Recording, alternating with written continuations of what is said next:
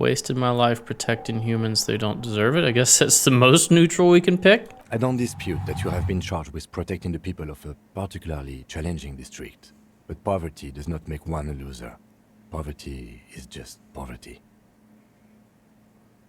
Correct. Nothing you can say would make you feel any better now.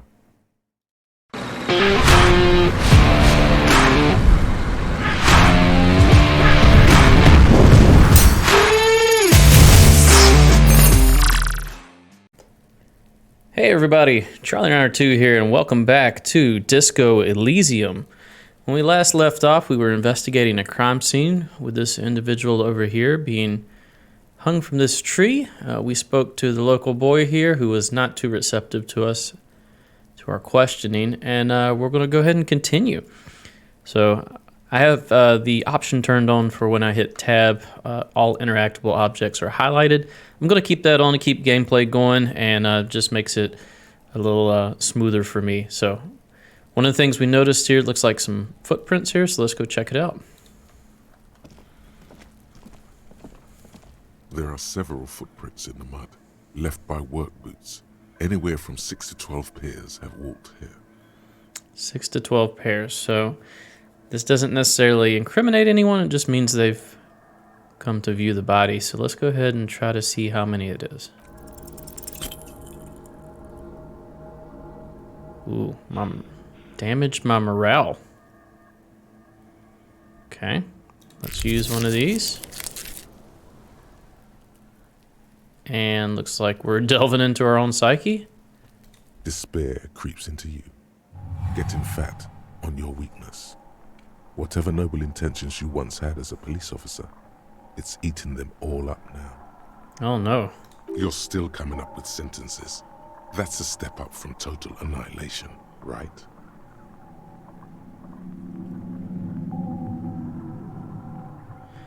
Okay, we have a crisis of conscience here.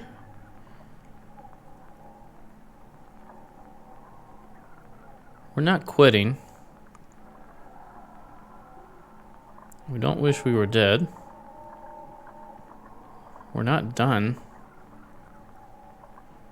Wasted my life protecting humans. They don't deserve it. I guess that's the most neutral we can pick. I don't dispute that you have been charged with protecting the people of a particularly challenging district. But poverty does not make one a loser. Poverty is just poverty. Correct. Nothing you can say would make you feel any better now. Cop gives up the detective genre for social realism. Another police officer resigned from the RCM following a nervous breakdown. He now lives under a bridge, drinking and occasionally throwing excrement at passers-by, shouting, "I never loved that woman." When asked to comment, former colleagues objected to the theory that his psychological disintegration was precipitated by his wife leaving him. "It's because the Furrows lost that match," said Captain Ptolemy Price, once the man's superior officer. "It's because he couldn't get a big gun from acquisitions, and anyway, police work really burns you out after a while," Satellite Officer Jean-Vic Mayer, the deranged former cop's partner, commented. Sergeant Matt Torson, another former colleague, did not propose any theories, merely saying, "Whatever happened to him wasn't about birds. He got fucked, that's all." Okay, I think we just lost the game. All right, so cannot lose our will to continue. We'll hit the autosave here. Red checks can be tried only once. I believe that was a red check. Had a 72% chance to pass it. Let's try it again. Maybe I didn't click this fast enough. There are several footprints in the mud, left by work boots. Anywhere from 6 to 12, maybe more than 12. All right, so we passed it this time. 8 pairs of boots have shuffled back and forth in the mud. So, key takeaway, make sure we save the game quite often. And it looks like we've put down evidence markers for all the boot marks. Let's go over them one by one. 1. Standard work boot, steel reinforced toes, number 46. 2. Standard work boot, steel reinforced toes, number 44. What are these numbers? Are they worker numbers? 3. Hobnailed work boot, steel reinforced toes, number 43. Okay. 4. Standard work boot, number 45 or 46. Can't tell. You don't know. It's a miracle you can tell the prints apart as it is. The cold must have preserved them. So there's one that's a 45 or a 46. 5. Another standard work boot, steel reinforced toes, number 44. Can we scroll up? Okay, we've had a number 44 before, so this must be a shoe type, not a worker number. 6. An aberration, light as air, even pace, same make of boot, but number 41. Light as air, possibly female. Impossible to tell. Could also have been an adolescent. The gait is undeveloped. Okay, yeah, I am pretty good at determining this. You're not bad. It's as if the whole world darkens. Everything else has a thin film of unimportance on it, and the tracks burn in the middle of it, in a strange, beautiful way. Okay, so I have uncanny focus. 7. The glowing outline of a standard work boot, number 46. But the imprints are twice as deep as the others. The weight exceeds 200 kilograms. This would suggest either an extremely large person, but since it's a standard work boot and we've seen 46 before, this would imply that they were carrying something. Quite possibly could be the body, quite possibly could have been a sack of concrete, we don't know. 8. And yet another standard work boot, number 44. There's an aberration in the pattern of the sole, however. The right sole is smoother, more worn. Okay. How many? 8. I was pretty off then. I counted 20. Same guys are going back and forth. I never got the hang of it. Hyperopia. Do you see anything out of the ordinary? Hyperopia. Heavy one. 200? Could it be the combined weight of two people, one carrying the other who's tied up? Let's say a heavily built worker carrying a similarly built, soon-to-be-dead man. That would make sense, but we're unable to prove that. He might be right. 200 kilograms of living weight is unlikely.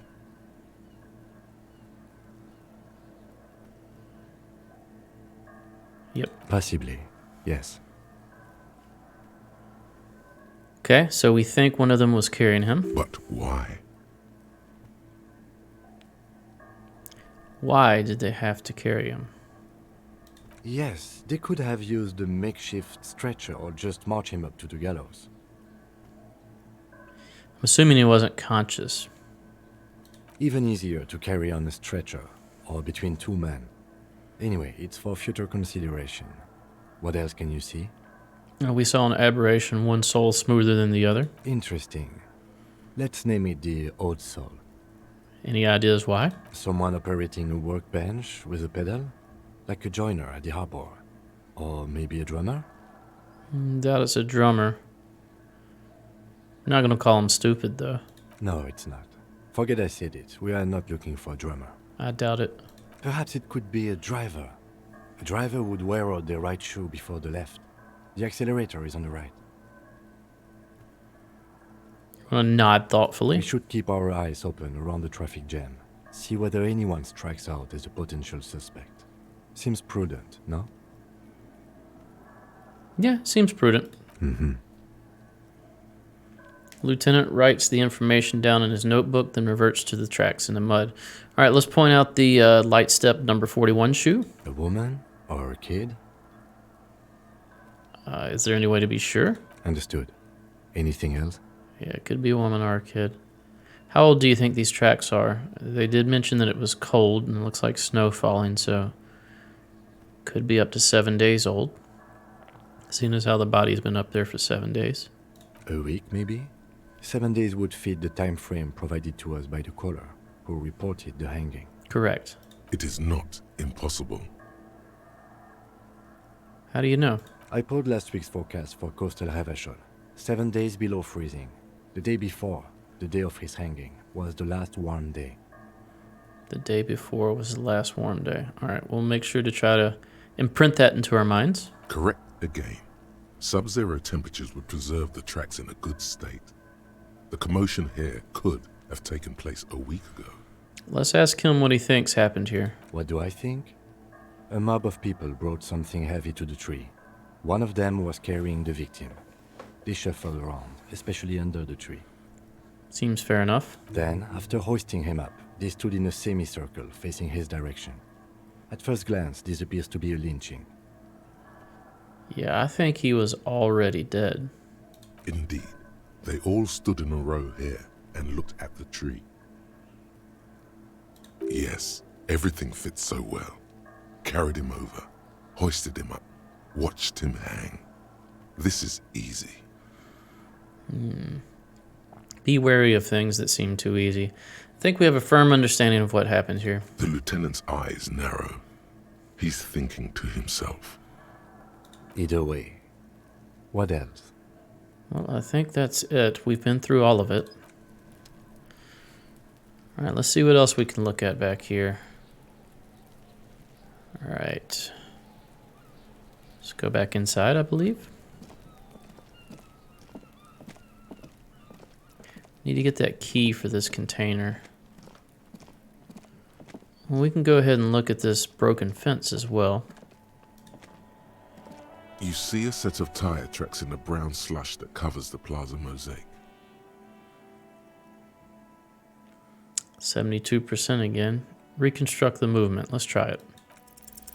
The tire tracks were left here Success. by an unknown event that took place some days ago. It's a message, written in the language of burnt rubber. Oh, this is cool. So we can see, we can visualize what he perceives that has happened. So we've started here, we've crashed into the fence, backed up, and left. Huh. This looks like it was on purpose. Okay. Some of that rubber stuck to the tiles right in front of the whirling in rags. This is point A. The driver started there Correct. and then accelerated straight into the fence, left a hole big enough for the Franco-Nigerian cavalry, according to the cafeteria manager. And then they backed up. The driver proceeded to back out of the yard, barely stopping before hitting the adjacent building. And then sped off. Before heading south. Must have been in a hurry. You think this might be connected to the case? I'm not sure. There are plenty of traffic accidents waiting to happen in Martinez. With the jam right here on the roundabout, I would keep them separate. Okay, so there's nothing to tie them together yet. You could follow the track south. There seems to be a canal there. See where they went, if you find the time. Car drove through the fence. You are correct. This is a rather motor carriage friendly city. Okay, got experience for that for some reason. All right, I think I got it. I want to go back in and talk with the manager and try to get that key. Let's do that.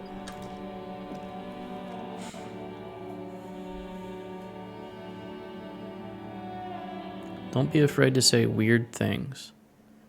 People are more forgiving to those in power, like police officers.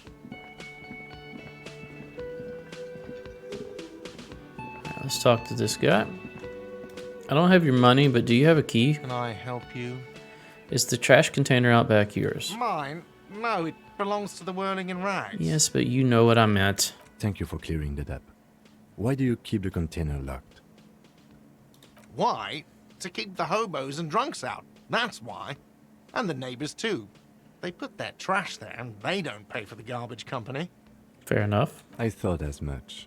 And are you the only party with access to the trash container? Well, yes. Us and the garbage disposal company. Okay. It seems a little callous, doesn't it? Something stirs in you. What stirs in me? And what is callous about that? Yeah, it doesn't stir in me. Nothing's callous. It's common sense. Okay then. Maybe you're callous yourself. I could be. We need those keys, though. What do you need them for? It concerns the case. Please cooperate. Just bring them back once you're done, please. Okay, I've got the keys. I've seen something here at the Whirling Garden, and I need to talk about it. A thing I need to talk about. We'll come back and say this. Let's go check that trash container.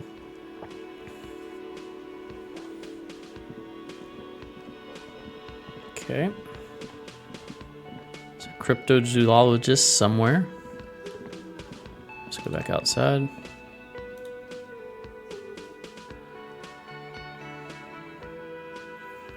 Can't put more points in a skill. Drugs raise learning caps, but they're bad for your health. Okay. We can use drugs in order to hone our senses temporarily. Alright, let's go check this garbage container. And then we're going to check our journal down there. Alright, what is he saying? This is the logo of the municipality of Revshall. This trash container is locked. The sliding lid has a padlock that says, "Whirling in rags." Alright, let's open the padlock. With a well-oiled crack, the lock pops open. It should now be possible to simply raise the lid. Okay. Don't. Maybe you shouldn't.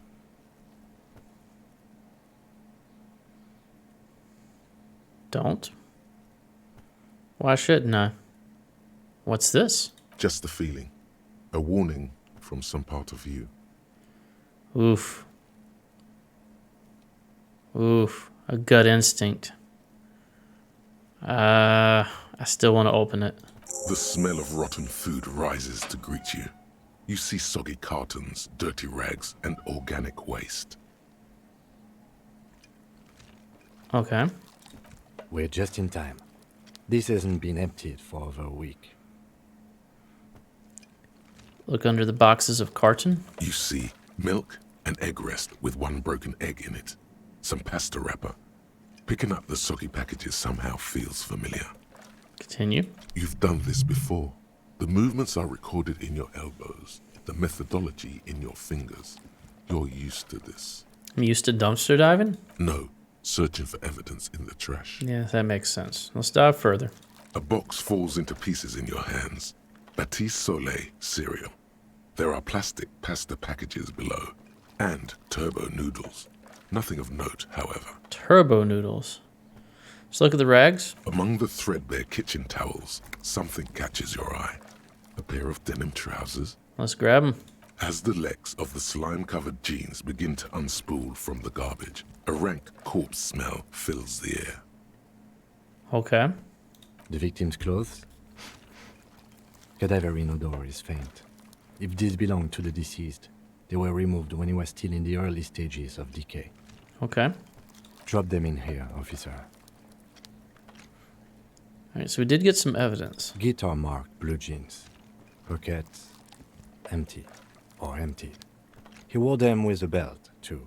A white belt.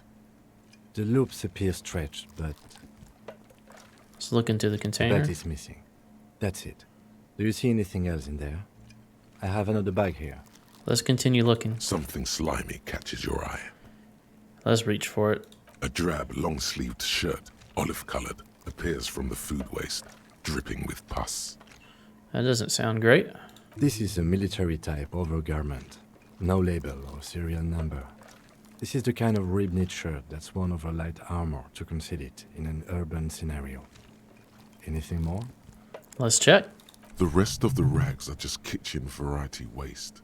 A yellow old mug that catches your eye. But other than that, A thrown out towel, a mug, and that's all. All right. We should go to Gart again and ask if he knows who put the clothes in the trash. It could be as simple as someone from the hostel cleaning the yard. Or that one. I'd advise against confronting that force.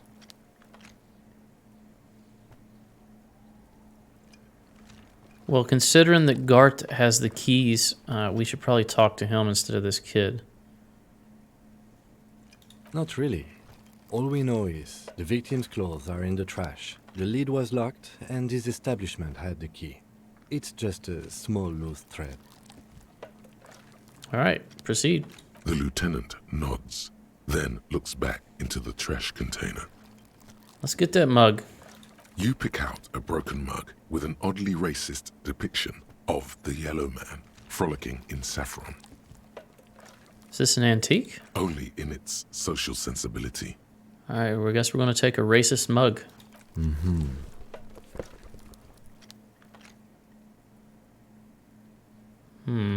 Wonder what we can do with that. He doesn't seem too happy about it, which I can understand that. Search the food waste. It's just organic waste, cold and slimy on your hands. Apple and potato peels mostly. Unidentified sludge, and the occasional chicken bone thrown in for good measure. But hey, But hey, what? what's this?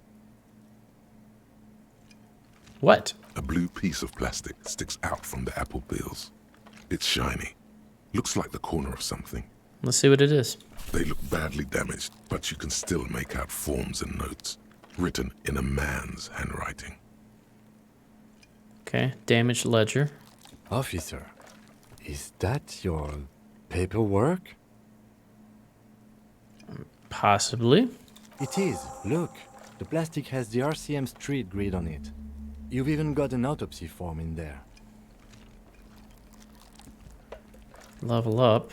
Secret task complete. Find your paperwork. All right, can we click these? Oh, okay. Level up. So we can level up any of these? Oh my goodness. Do we want to be hyper intellectual? Or do we want to kind of boost our psyche as well and become a little more well-rounded? Looks like we can boost any one of these. Or possibly boost the main attribute itself. Tell you what, I'm going to boost my psyche by 1. If it'll let us.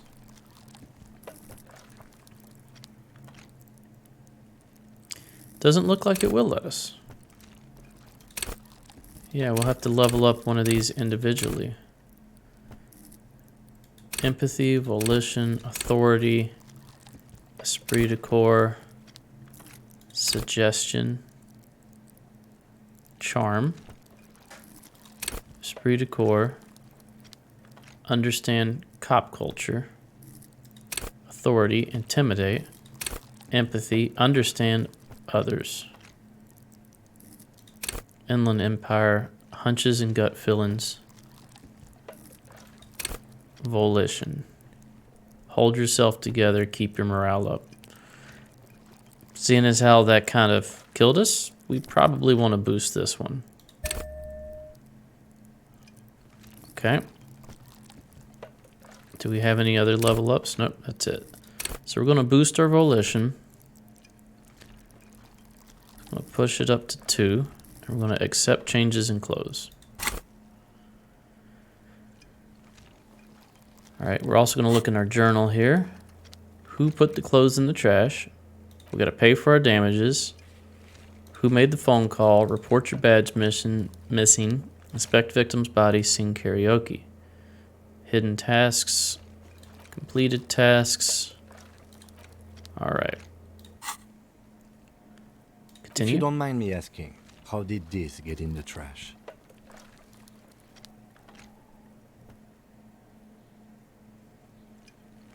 I'd rather not talk about it, because I don't know. Understood.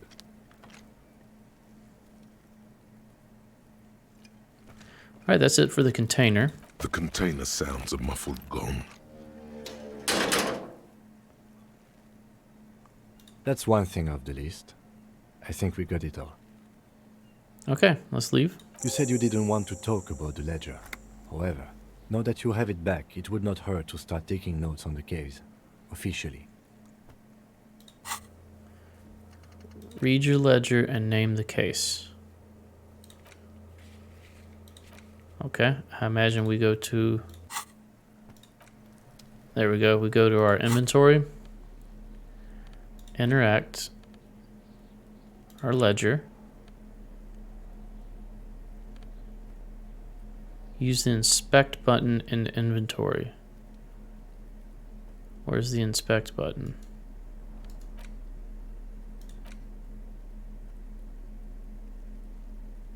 Interact. It's the ledger you found in the trash. A pitiful cabbage of white and yellow papers hanging from plastic board, barely held together by a metal clip. This sad display is made complete by the faint smell of urinal cleaner. Anything else? There's a piece of toilet paper, or is it cleaning tissue? No, it's toilet paper, desperately sticking to the back of the blue plastic clipboard. Disgusting. It's a metaphor for you. Seems about right. Thank you, waterlogged ledger, for spelling it out for us. Inspect the toilet paper. It's just toilet paper sticking to the back of the plastic clipboard. You can take it off if you want. Yeah, let's take it off. Still wet, the toilet paper peels off the plastic easily. All you have to do is shake it off with your finger and voila! The ledger now looks marginally better. Let's inspect the clip. An aluminium block runs the width of the board, biting down on the paperwork. Its crocodile teeth are the only thing keeping the papers together. A regular pencil, the tip worn down to nothing, has been attached to the clip. I don't see any point in running our finger across the aluminum. Watch it cut our finger. The surface is interrupted by a silvery sticker. It's rectangular, sparkling with iridescence. You don't know how you didn't notice it before. Okay, so we did actually find something by running our finger along the clip. Looks like an official mark, made to be low visibility outside the right circumstances. Let's ask the lieutenant about it. What? That thing. It's a halogen watermark. We use it for adding information to RCM property. Okay, what kind of information? It depends. Aside from an anti-counterfeiting stamp, mine has my station number and address.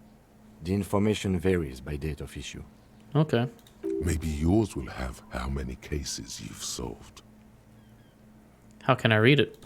Any capable light with the right wavelength will do. Like... All RCM vehicles have headlights designed to reveal halogen watermarks. Mine too. Okay, several things we need to do at his vehicle. This means you can read the watermarks if you just turn the lights on. Okay. Okay.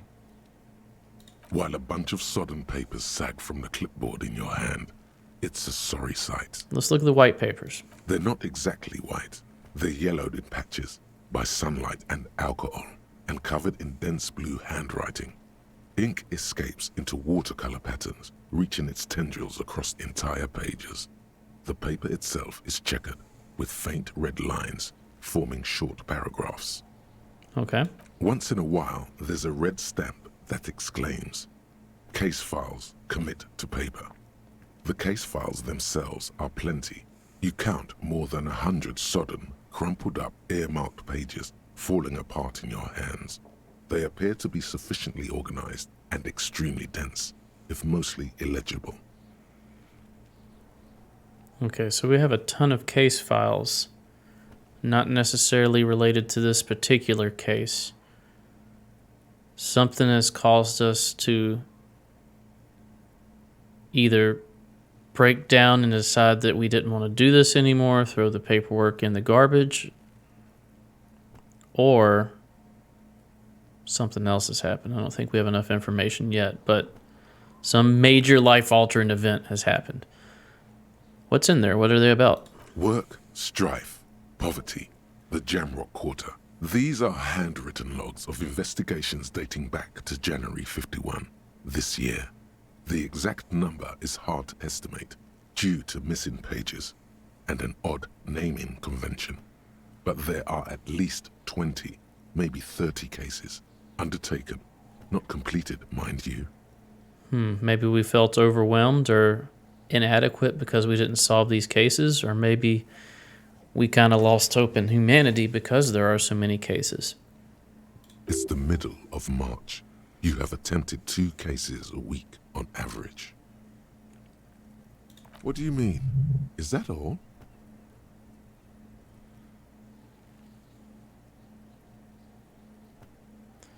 Is 2 cases a week a good caseload? Huh? 2 complex cases to undertake is a lot, yes. You really have to push yourself. I would not suggest it, lest you start making mistakes. 2 cases a week appears to have been my load, though I'm not sure I've completed them. 2? That's a lot. I didn't mean to say you are making mistakes, by the way. That was presumptuous of me. I didn't take offense. I'm sure I made plenty of mistakes. It's okay. We all make mistakes. We all do make mistakes. Okay, that's going to do it for this episode. Please stay tuned for more content. If you like what I'm doing, please consider a like, a comment, or a subscribe. Maybe all 3 if you're feeling rather generous, if I can talk correctly. Stay tuned for next episode. We'll see you next time. Bye-bye.